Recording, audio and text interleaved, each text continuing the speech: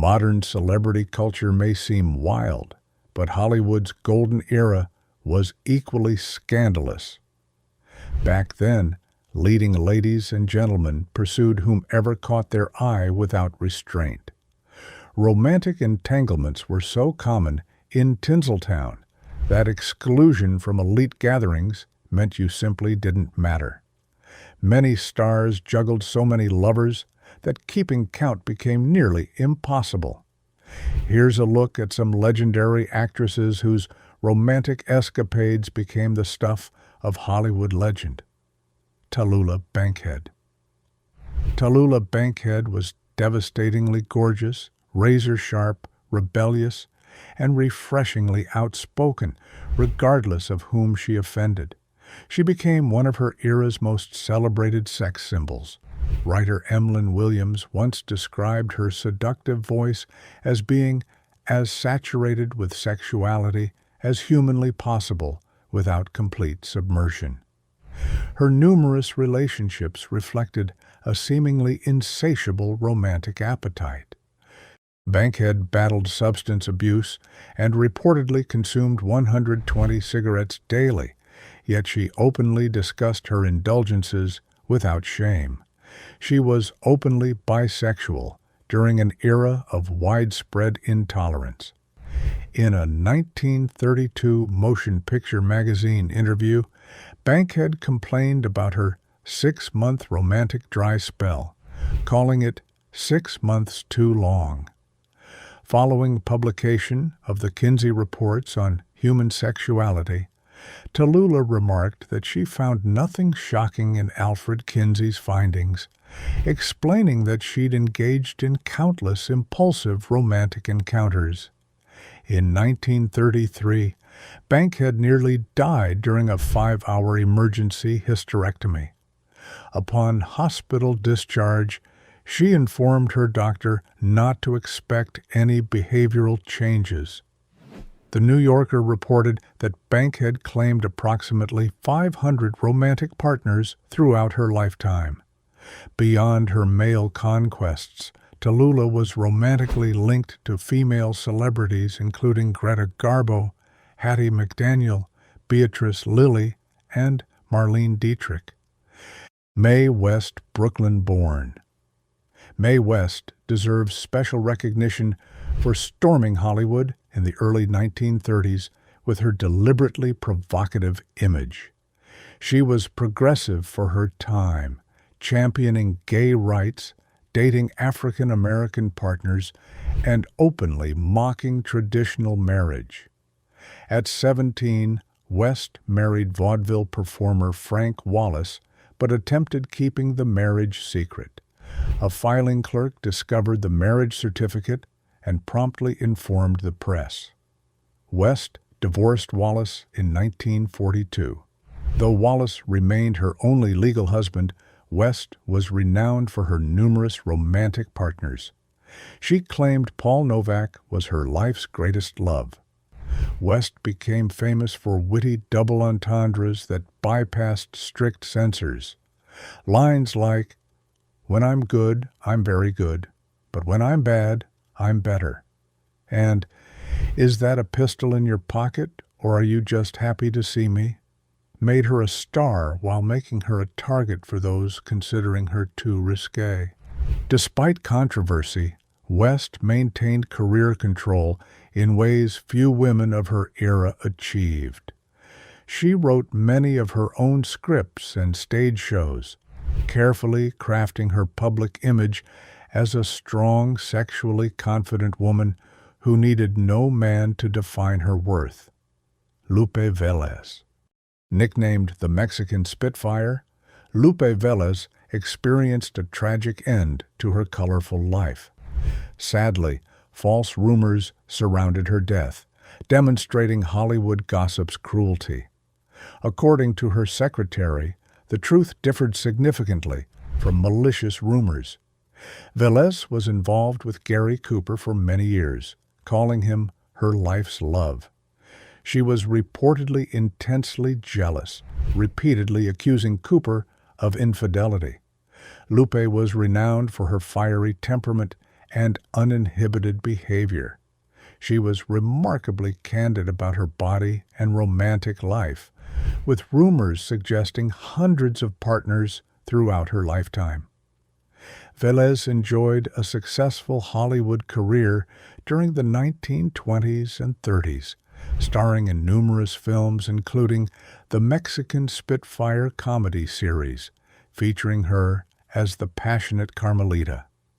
Her fiery personality extended to her personal life, where turbulent relationships frequently made headlines. Despite occasionally wild behavior, Velez was a talented actress whose performances delighted countless moviegoers. Her legacy transcends the gossip and rumors that sometimes overshadowed her work. Louise Brooks. Louise Brooks enjoyed an incredibly brief yet influential film career. After leaving her first husband, director Eddie Sutherland, she became involved with George Preston Marshall, owner of the Washington Redskins football team. She eventually left him to marry someone else, whom she likewise departed after only 6 months. Brooks had numerous romantic partners, including, reportedly, actress Greta Garbo, and wasn't opposed to posing without clothes, something she frequently did. What made Brooks special was her distinctive look. Her black bobbed haircut with straight bangs created a style still copied today. She was most famous for her German films directed by G.W. Pabst, especially Pandora's Box, where she played Lulu, an amoral woman whose sexuality leads to disaster for those around her. Brooks abandoned Hollywood at the height of her fame, choosing artistic fulfillment in European films over commercial success in America. When she returned to the U.S., she found herself blacklisted for having refused to complete her contract with Paramount Pictures. After her film career ended, Brooks spent years in obscurity, working as a sales clerk before being rediscovered by film historians in the 1950s. She then became a respected film writer, penning insightful essays about her time in Hollywood. Today, she's recognized as one of the great screen icons of the silent era, with her influence extending far beyond her brief time as an actress. Hattie McDaniel and Tallulah Bankhead. Hattie McDaniel is best known for being the first African American to win an Oscar for her role in 1939's Gone with the Wind. Tallulah Bankhead was primarily a stage actress, though she did appear in several films including Alfred Hitchcock's Lifeboat in 1944. In her private life, Bankhead struggled with substance abuse and reportedly smoked as many as 120 cigarettes a day. She was a remarkably straightforward woman who wasn't afraid to openly discuss her vices. Another thing she was very candid about was her numerous relationships with both men and women. Bankhead refused to label herself as bisexual. Instead, she preferred to use the term ambisexual to describe her sexuality. Some of the women she's been romantically linked to include Greta Garbo, Billie Holiday, Beatrice Lillie, Marlene Dietrich, and Hattie McDaniel. In Kenneth Anger's 1965 Hollywood expose, Hollywood Babylon, he claimed Bankhead and McDaniel were romantically involved. The rumors of their alleged relationship had persisted for years before that. While it's not known for certain that the two ever shared a romantic relationship, it certainly seems likely they did at some point. Their supposed relationship was notable not only for being an early example of a same-sex romance in Hollywood, but also for crossing racial boundaries at a time when interracial relationships faced severe social disapproval and legal barriers. McDaniel herself made history as the first African American to win an Academy Award, though she was forced to sit at a segregated table during the ceremony. Throughout her career, she faced criticism from some in the black community for playing stereotypical maid roles, to which she famously responded, "I'd rather play a maid and make $700 a week than be a maid and make $7." Barbara Stanwyck.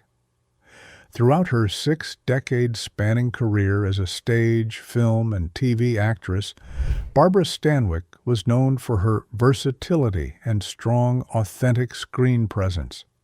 She was a favorite of some of old Hollywood's most prestigious directors, including Frank Capra, Cecil B. DeMille, and Fritz Lang. She got her start as a Ziegfeld girl in the early 1920s. After performing on Broadway for several years, she transitioned to film when she was cast in Frank Capra's 1930 talkie Ladies of Leisure. After that, she went on to star in 85 films and many television shows. Although she married twice, first to Frank Fay and later to Robert Taylor, Stanwyck was reportedly a closeted lesbian who buried her secret deep beneath her public image. While we can't confirm this with certainty, there is evidence that seems to suggest it. It's also very likely her publicist, Helen Ferguson, was the love of her life.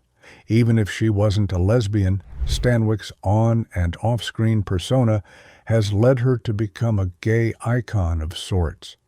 Stanwyck was remarkable for her range as an actress, playing everything from tough-talking dames in pre-code films like Babyface to femme fatales in film noir classics like Double Indemnity to comedic roles in screwball comedies like The Lady Eve. Unlike many actresses of her era, she never allowed herself to be typecast. She was also known for her professionalism and work ethic. She rarely turned down roles saying, "I'm a tough old broad from Brooklyn. I intend to go on acting until I'm 90, and they won't need to paste my face with makeup." True to her word, she worked well into her 70s, transitioning to television, where she won 3 Emmy Awards. Joan Crawford. Joan Crawford is known for her roles in films like Mildred Pierce, Whatever Happened to Baby Jane, and Autumn Leaves.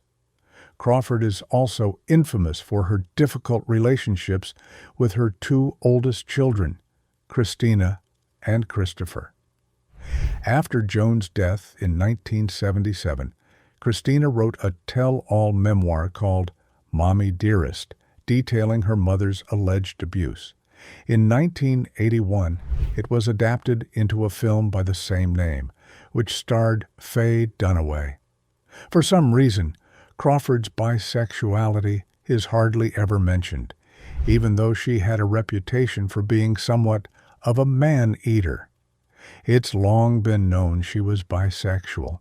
It's been reported she had romances with women like Marilyn Monroe, Martha Raye, Barbara Stanwyck, and Marion Morgan. Crawford's life story is one of remarkable ambition and reinvention.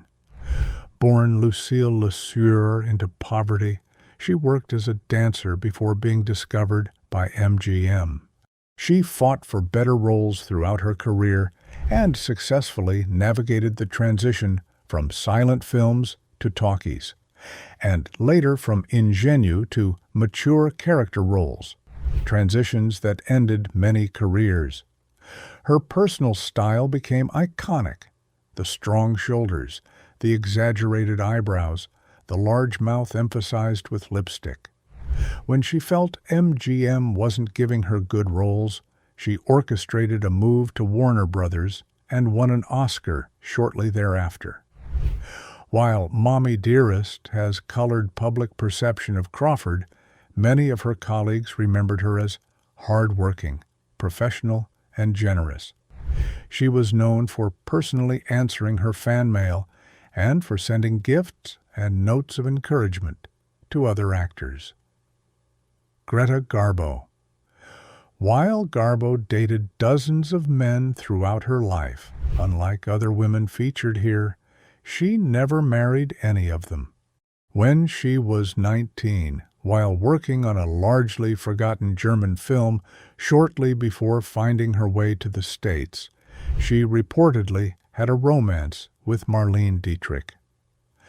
After their relationship soured, Garbo was so hurt by Marlene that she denied ever knowing her for the rest of her life. After moving to Hollywood, she had a romantic relationship with writer and actress Salka Viertel, who introduced her to Mercedes de Acosta. Other women Garbo supposedly had relationships with include Louise Brooks, Lillian Tashman, and Billie Holiday. Garbo was famous for her desire for privacy, summed up in her famous quote, "I want to be alone."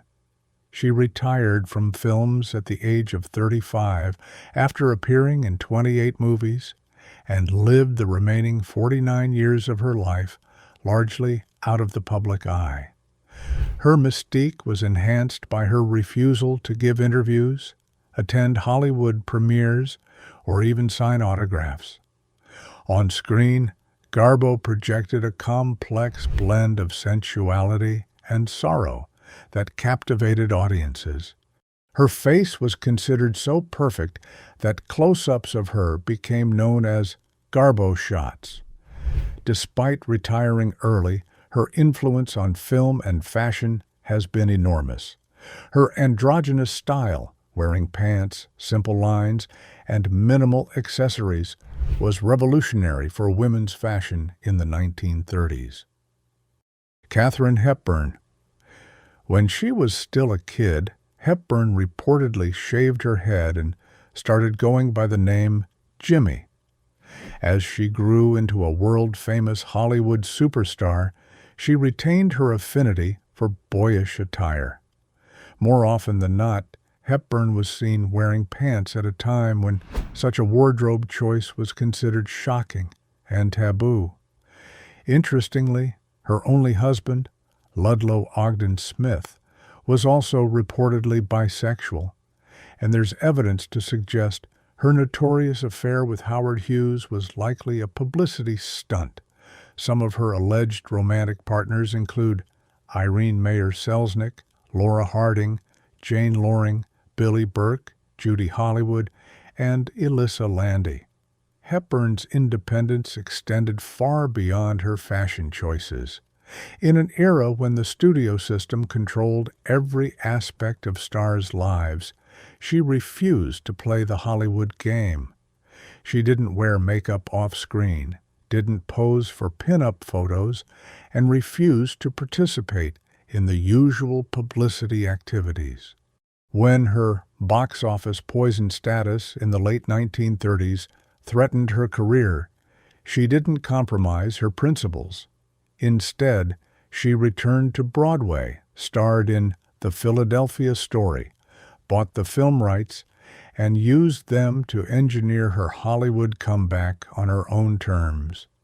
Her 26-year relationship with Spencer Tracy, though he remained married to another woman throughout, was one of Hollywood's great love stories. She never publicly discussed their relationship until after both Tracy and his wife had died, showing her respect for their privacy. Dorothy Arzner. Dorothy Arzner was the only female director in Hollywood during her day. She directed almost 24 films over 24 years and was the first woman granted membership to the Directors Guild Association. Arzner was close friends with Francis Ford Coppola and is often credited with teaching him the filmmaking ropes. She spent the last 40 years of her life living with her partner, choreographer, and screenwriter Marion Morgan. It's alleged she also had relationships with women like Joan Crawford, Alla Nazimova, Billy Burke, and Ona Munson. What makes Arzner remarkable is not just her romantic life, but her groundbreaking career achievements. At a time when women weren't expected to be behind the camera, she directed Hollywood stars like Katharine Hepburn, Rosalind Russell, and Lucille Ball.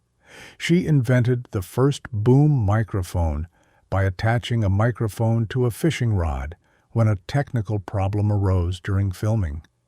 Arzner's films often featured strong female characters who defied traditional gender roles. Women who chose career over marriage, or who refused to be defined by their relationships with men. This feminist perspective was revolutionary for its time and has made her an important figure in film history. After leaving Hollywood, Arzner taught filmmaking at UCLA, where she mentored a new generation of directors, including the young Francis Ford Coppola. Alla Nazimova. Alla Nazimova was an actress, director, and producer who was openly bisexual and regularly had relationships with women while being married to Sergei Golovin. On Sunset Boulevard, she founded the Garden of Allah Hotel, which became a popular retreat for queer stars of the time. She also coined the expression the sewing circle as a code word for bisexual, bicurious, and lesbian actresses. Some of her romantic partners included Jean Acker, Natasha Rambova, Dolly Wilde, Grace Darmond, and Gleska Marshall. She lived with Marshall from 1929 until her death in 1945. Nazimova began her career as a theater actress in Russia before coming to America, where she became one of Broadway's biggest stars.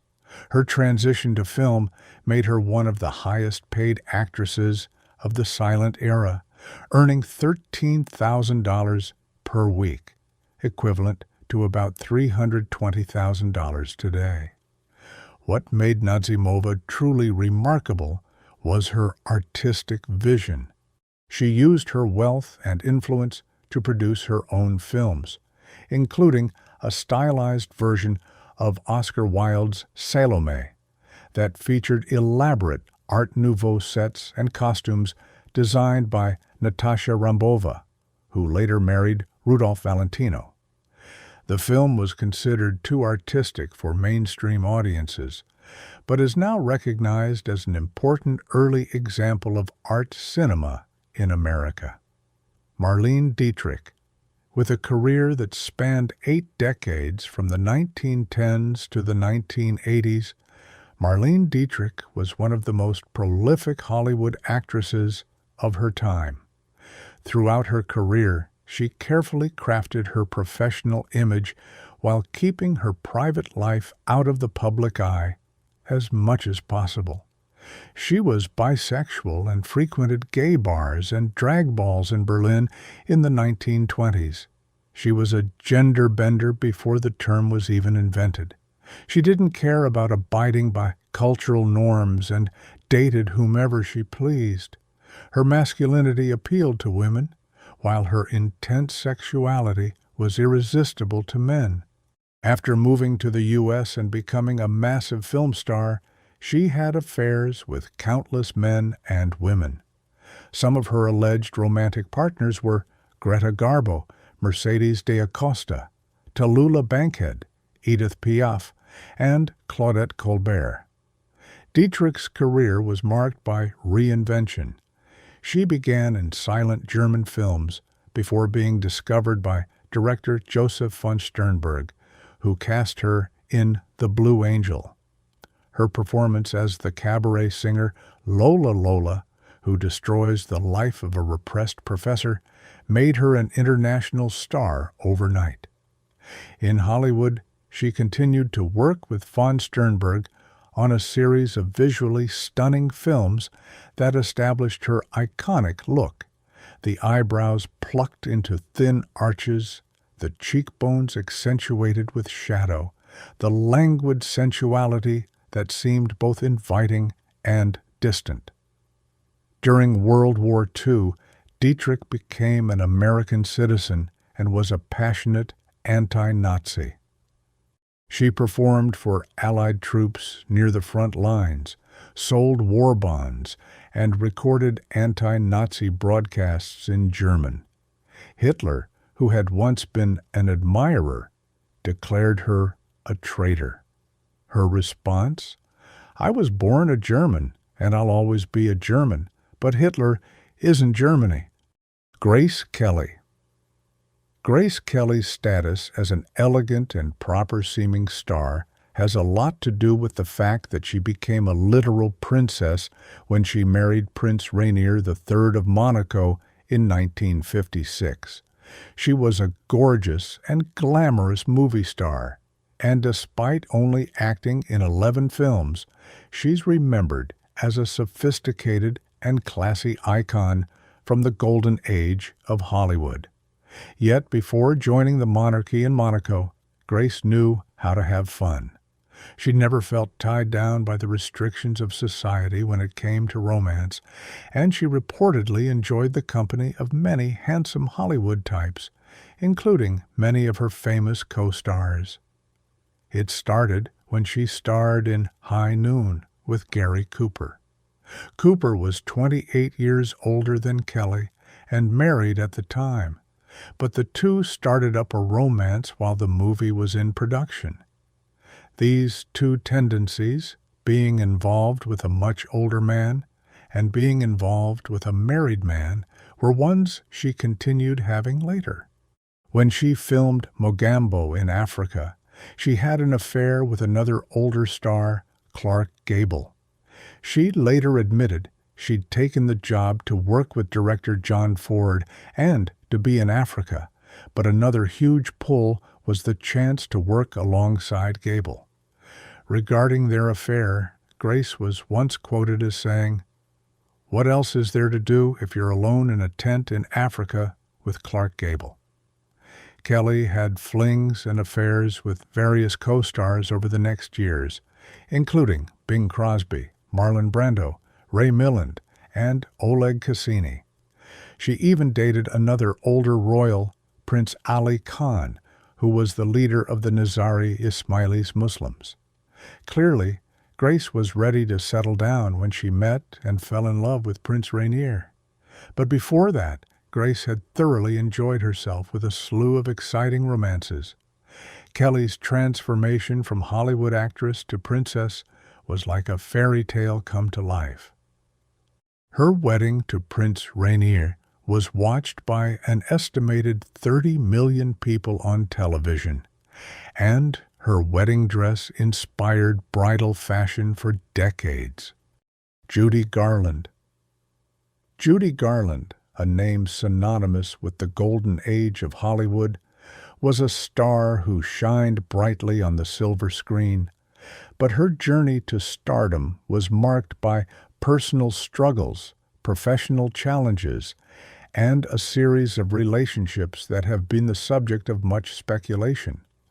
Born Frances Ethel Gum, Garland was thrust into the limelight at a young age. Her mother, a controlling stage mom, was instrumental in shaping her into a star. Garland was signed by MGM at age 13, and her life was forever changed.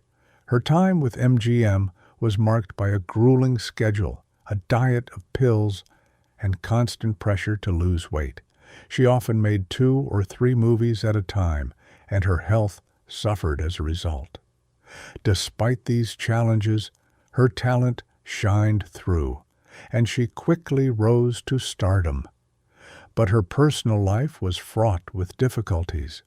She was married 5 times, and her relationships were often the subject of media scrutiny. According to one of her husband's biographies, Garland was frequently approached by some of Hollywood's most powerful men. Her story isn't just about her relationships, though. It's about a talented actress who navigated the challenging landscape of Hollywood with determination. Her performances in films like The Wizard of Oz and A Star is Born are a testament to her talent and enduring appeal. Garland's struggles with addiction began when the studio gave her pills to help her sleep and wake up, maintaining the grueling film schedule. This led to lifelong battles with substance abuse. She attempted suicide several times throughout her life, showing the depth of her inner pain. Marilyn Monroe. Marilyn Monroe, the quintessential blonde bombshell and one of the most iconic figures in Hollywood history, has long been the subject of speculation and controversy. Her rise to stardom was meteoric, but it was also fraught with challenges.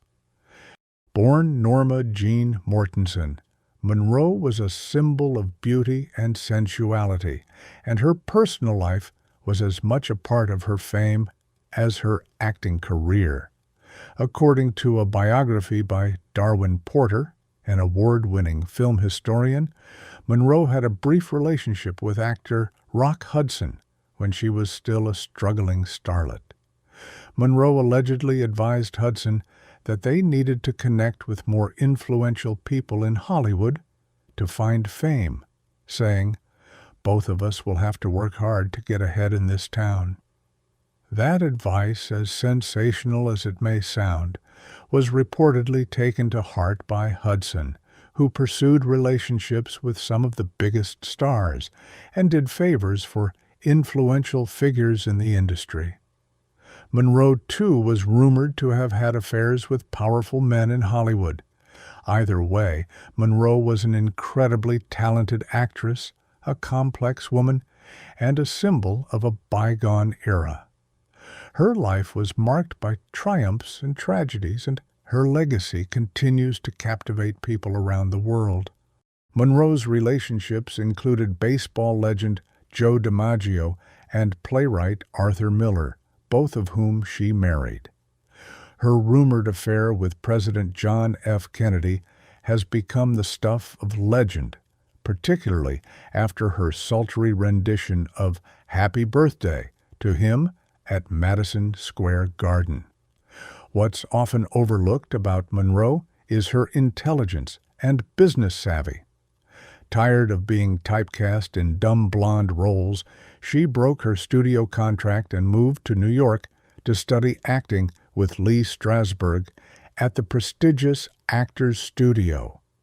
She then returned to Hollywood and started her own production company, virtually unheard of for actresses at that time.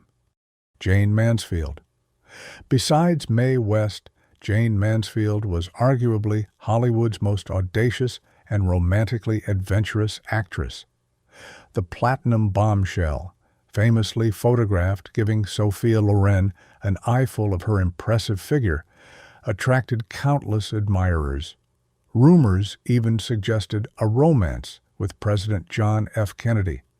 Her most notorious relationship was allegedly with Church of Satan founder Anton LaVey, though LaVey only publicly claimed their affair after Mansfield's death. Mansfield was celebrated for her platinum locks, voluptuous figure, and publicity-generating stunts that kept her name in headlines. As an early Playboy playmate, she transformed that exposure into film stardom.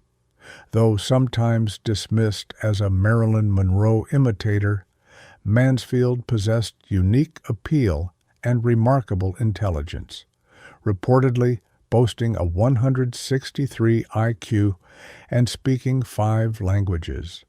Her life ended tragically in a car accident at age 34, but during her brief time in the spotlight, she lived a life filled with romance, glamour, and headline-making adventures. Rita Hayworth. Rita Hayworth was marketed as the love goddess of Hollywood in the 1940s, and her image was one of the most famous pinups during World War II. Her famous hair toss in Gilda, 1946, became one of cinema's most iconic moments. But behind the glamorous facade was a woman whose real life was far from the romantic fantasies she portrayed on screen. Born Margarita Carmen Cancino to a Spanish father and American mother, she began performing as a child in her father's dancing act. She entered films as a teenager, but was initially typecast in small roles that emphasized her Latin heritage. It wasn't until Columbia Pictures head Harry Cohn took an interest in her that her career began to take off, after she underwent painful electrolysis to raise her hairline and dyed her naturally black hair red to downplay her Spanish roots. Hayworth's love life was a series of disappointments. She was married 5 times, including to director Orson Welles and Prince Ali Khan, making her a real-life princess years before Grace Kelly. None of these marriages brought her lasting happiness. Her daughter with Welles, Rebecca, later revealed that Hayworth had been sexually abused by her father as a child, which likely contributed to her difficulties with men and relationships throughout her life. Lana Turner. Lana Turner's rise to fame has the quality of a Hollywood fable. Discovered at 16 while drinking a soda at Schwab's Pharmacy on Sunset Boulevard, though some versions of the story place her at the Top Hat Cafe. Her tight sweater earned her the nickname the Sweater Girl, and she quickly became one of MGM's most bankable stars. Turner's off-screen life was as dramatic as any film she starred in. She was married 8 times to 7 different men, leading one wit to remark, "Lana's life is just like a sweater. She pulls it on, then off, then on again." Her tempestuous relationships made her a regular in the gossip columns.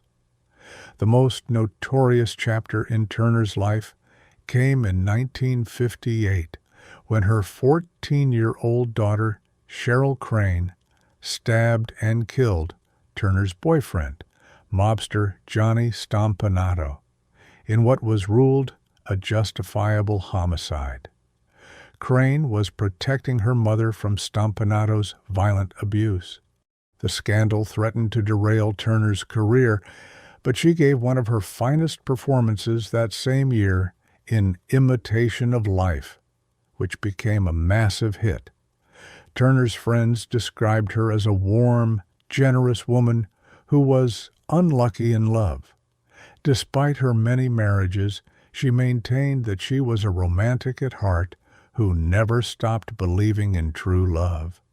Her film career spanned 4 decades, and she successfully transitioned to television in the 1980s, appearing in the popular series Falcon Crest. Ava Gardner. Ava Gardner possessed such captivating beauty that Frank Sinatra immortalized her in song, though he was far from her only admirer. In the early 40s, she briefly wed Mickey Rooney. Years later, Rooney boasted about their passionate union, while Gardner publicly declared that whatever pleasure he experienced was definitely one-sided. Before marrying Sinatra in 1951, Gardner was romantically linked to eccentric billionaire Howard Hughes and bandleader Artie Shaw. She also enjoyed a Caribbean romance with legendary author Ernest Hemingway. These famous names represent merely a fraction of Gardner's extensive dating history. Gardner's breathtaking appearance and bold confidence drew countless Hollywood suitors. She lived authentically, refusing to apologize for her lifestyle choices.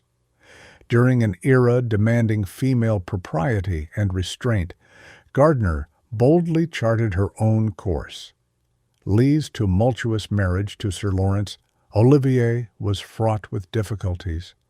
Upon first seeing Olivier on stage, she declared to a friend that she would someday marry him, despite being married to Herbert Lee Holman at the time. For Lee, people were expendable. She pursued her desires regardless of collateral damage. Despite Olivier being married with a pregnant wife, Jill Esmond, Leigh pursued him relentlessly, even following the couple on vacation to Capri. Leigh and Olivier began their affair despite his wife's pregnancy, eventually marrying after divorcing their respective spouses. After divorcing Olivier in 1960, Leigh spent 7 years with actor John Merivale before tuberculosis claimed her life in 1967. Her rumored romantic connections included Marlon Brando, Elia Kazan, Orson Welles, Justin Mitchell, Alexander Korda, Stuart Granger, and Peter O'Toole. What remains often overlooked is Leigh's mental health struggles throughout adulthood. Her seemingly erratic behavior likely stemmed from what we'd now diagnose as bipolar disorder, a condition lacking effective treatment during her lifetime, compounding her personal difficulties. Inger Stevens. Swedish-born Inger Stevens achieved fame in the 1960s with her role in the TV series The Farmer's Daughter and appearances in films alongside stars like Clint Eastwood and Burt Reynolds. Her blonde beauty and talent made her a rising star in Hollywood, but her personal life was marked by secrecy and ultimately tragedy. What most of the public didn't know during her lifetime was that Stevens had secretly married Ike Jones, an African-American actor and producer, in 1961. Due to the racial tensions of the era, they kept their marriage hidden, fearing it would damage her career. The marriage was only revealed after her death. Stevens struggled with depression throughout much of her adult life. She had attempted suicide in 1959, survived, and seemed to recover. Sadly, on April 30th, 1970, at just 35 years old, she died of an overdose of barbiturates. Her husband, Ike Jones, had to fight a legal battle with her family to be recognized as her widower, eventually winning the case. The secrecy around her interracial marriage highlights the social pressures facing Hollywood stars in the 1960s. Despite the progressive image Hollywood sometimes projected, the reality for actors was that certain personal choices could end careers. Stevens' story is a reminder of how recently such prejudices dominated American society, even in supposedly liberal Hollywood. The stories of these legendary Hollywood actresses reveal a fascinating glimpse into an era that was simultaneously glamorous and restrictive. What's striking about these women is not simply their romantic relationships, but their courage in living authentically during times when societal expectations were far more rigid. Behind the gossip and scandals, these were talented, complex women who made significant contributions to cinema. They were pioneers who pushed boundaries, challenged stereotypes, and left an indelible mark on Hollywood history that extends far beyond the tabloid headlines.